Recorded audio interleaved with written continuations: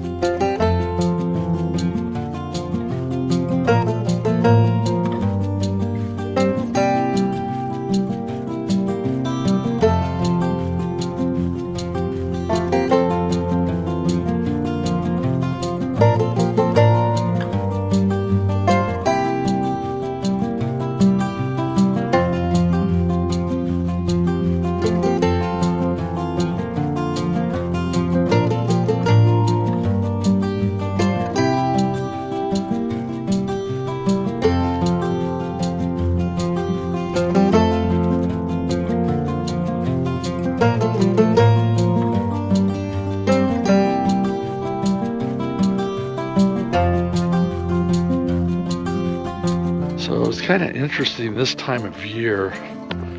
This is the very middle of August. There's like only one other car here. I passed only one person coming up, and this is an absolutely spectacular, amazing location. So Hell's Canyon Overlook is just one of many places in the National Recreation Area. You can get a feel for the incredible size of this thing, the immense size. It is the deepest canyon that's been carved by a river in the United States. It's deeper than the Grand Canyon, by far. It's pretty immense. I'll go over there and we'll take a look over the edge here in a second. I'm just trying to see if it says just how deep this thing is. It is a national recreation area, not a national park. And it's about 70 miles of the Snake River that flows from Hell's Canyon Dam to the Washington state line. So it's quite long. Problem is the wide angle lens of the GoPro just probably not even going to catch any of this. So I'm going to pull my phone out and start doing some photos and video with that. It's going to give you a much better look. This is pretty incredible. Plunging to a depth of 1.5 miles and averaging 10 miles in width, Hell's Canyon is the deepest gorge in North America. Pretty amazing.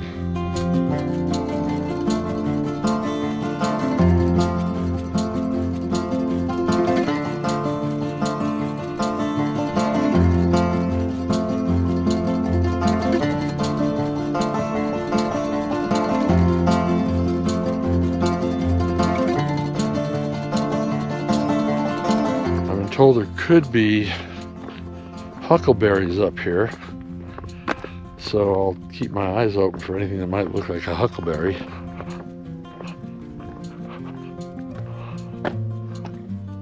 That is just unbelievable. Now the nice thing about traveling in August, I started to say that earlier, we kind of got sidetracked, is that a lot of the schools are already back in session. So there's really not a lot of family vacations that are going on right now. This kind of wraps around. I think I'll just take this little path back.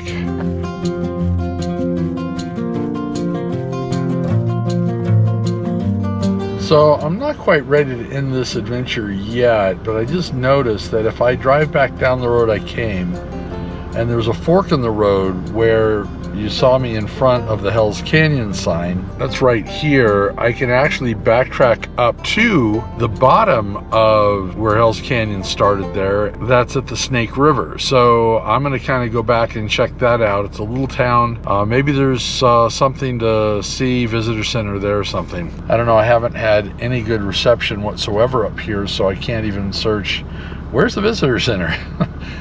If there is one, it's probably there. Anyway, so next stop, Oxbow. All right, so this is the Visitor Information Center. Okay, so let's see, does it say you are here anywhere? Hell's Canyon Dam. So I think I'm down here somewhere. Yeah, I'm not gonna go the rest of the way up, but I am on the Snake River, so that's pretty cool. And this is kind of the bottom and the entrance to Hell's Canyon. So that kind of makes it. This is kind of cool. It looks like they've got a bicycle pump station here. A fix-it station for your bicycle. How cool is that? That's pretty awesome. Anyways, so yeah, that's it. I'm going to be heading on back to Halfway right now, and I might make a stop on the way. If I do, I'll take you with me. But other than that, let's head on back. So Hell's Canyon was a lot of fun. Now, if you noticed last week, I referenced going to Cornucopia, but you never saw Cornucopia. So we're going to take a little trip back in time and go ahead and do that drive on up to the town of Cornucopia, Oregon. I am going up to Cornucopia later this afternoon and then back into town to play a second gig at the restaurant. So yeah, it's going to be a busy day, so let's go have some fun. Well, I'm on the road to Cornucopia, and it is about 9 more miles to go. In 1/2 mile, turn right on Oregon 430. Yep, about 15-20 miles from the campground. I'm driving the short ways here. So it's up in the mountains. According to Catherine, it's over 5,000 feet elevation. So, all right, we'll see you up at the top of Cornucopia in the mountains.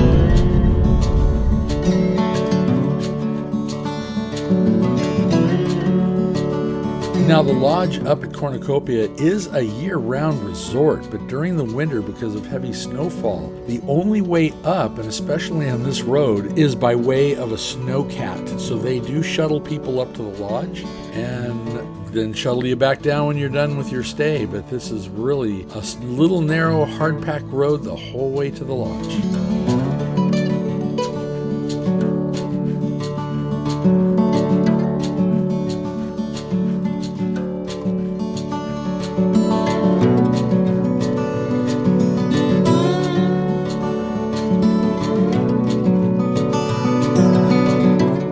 Made it up here. My gosh, it's so peaceful.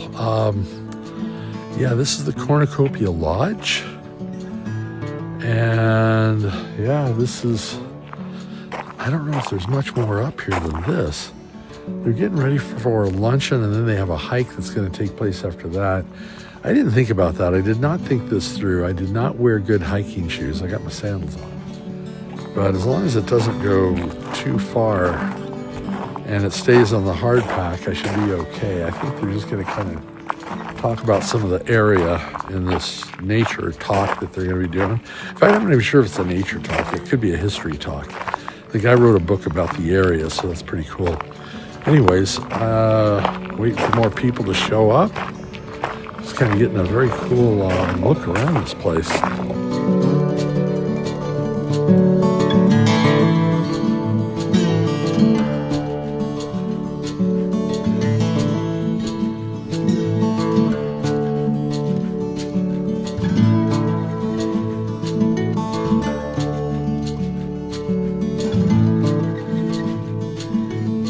Well, what afternoon. That was fun. There was a, let me turn this way so we can see the lodge. There we go. Yeah. Oh, there we go. So yeah, had a history talk. They're going to be doing a history walk here in a minute, but I'm not going to join them on the walk. Didn't quite plan for that. Plus, I want to get back down to the valley. But anyways, what a beautiful area up here.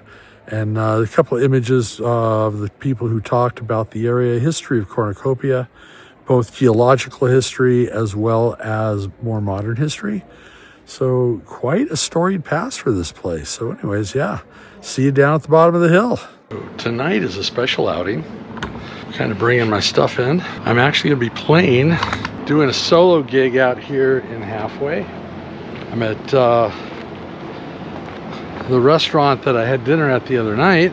So I'm at the Main Place Cafe, Grill, Lounge, and Hotel. Yeah, a friend of mine actually owns this place, and we talked about it when I was at Sunflower about coming out and playing, so I thought that'd be really a lot of fun. So that's what's happening tonight. So I got to finish pulling everything out of my truck. Got the rest of the equipment sitting back here, and I'll be set up and testing things out and figure out what I want to have for dinner while I'm here. So anyways, yeah, let's get set up.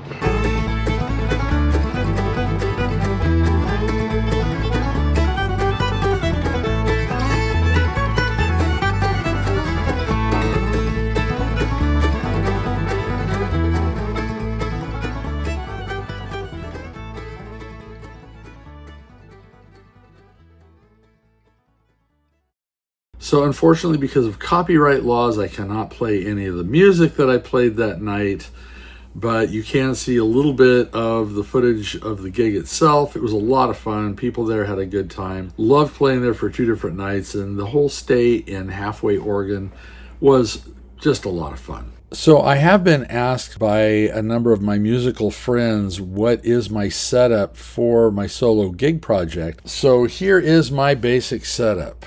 So my basic setup of pedals, on the top left is the VE8. Just below it is a page turner for the iPad, and on the right is a auxiliary foot switch for the VE8. Allows me to change settings quickly, easier than using the pedal itself. My configuration, I have a special stand that has 2 holders for the iPads and also a holder for an external battery so I don't run out of juice during a gig.